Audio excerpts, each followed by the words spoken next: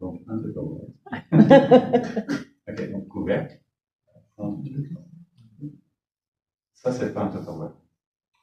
Ça non plus. Donc là, je ne tiens pas un Tupperware entre les mains, et là, je ne tiens pas un Tupperware entre les mains. Donc là, il n'y a pas de Tupperware. Il y a juste deux éléments. Deux éléments. Et là, ton esprit va penser Tupperware. Et là, tu as l'impression, imaginons que je n'ai pas bougé mes doigts, que d'un coup, je tiens un Tupperware. Je ne tenais pas un Tupperware. Je vois pas ça que je tiens un Tupperware. Oh, c'est surprenant. Hein. Pourquoi? On sait avec ce qu'on a vu ce matin. Parce que Tupperware, c'est pas ça, c'est pas ça. C'est juste la pensée Tupperware. C'est ça, le Tupperware. Et c'est ça que j'ai fait. Tu payes une pensée. Donc, il y a des pensées qui sont déjà Ferrari, des pensées qui sont chères.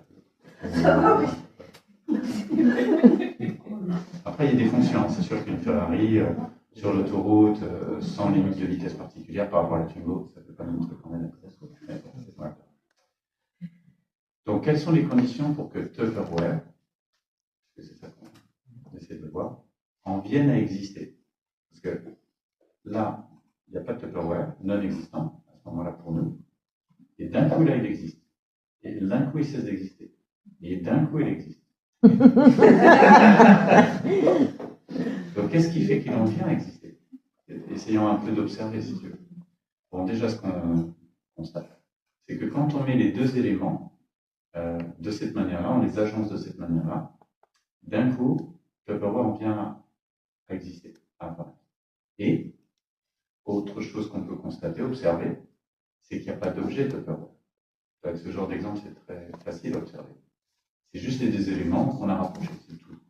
On les a juste rapprochés. Donc il n'y a pas un troisième objet, Tupperware, qui vient en plus des deux éléments, puisque les deux éléments ne sont pas des Tupperware. Donc nous, on voudrait le Tupperware. Donc ça et ça, c'est pas un Tupperware, de l'autre côté, où est le Tupperware? Mais si on fait cette expérience, il n'y a rien qui reste, qui soit un Tupperware. Parce que Tupperware était juste une pensée. Donc là, il ne s'agit pas de comprendre le Tupperware lui-même, auquel on fait tous référence, n'est qu'une pensée. Ça l'a toujours été, ça sera toujours. Ce n'est pas une invention bouddhiste. Là, je vous ai proposé de ne croire à rien. On fait juste, on regarde. C'est de l'observation. C'est important. Et on ne va pas dire que c'est hyper compliqué, quoi. Il ne faut pas avoir un doctorat pour juste faire ça. Non, mais c'est important. Il n'y a rien de compliqué intellectuellement.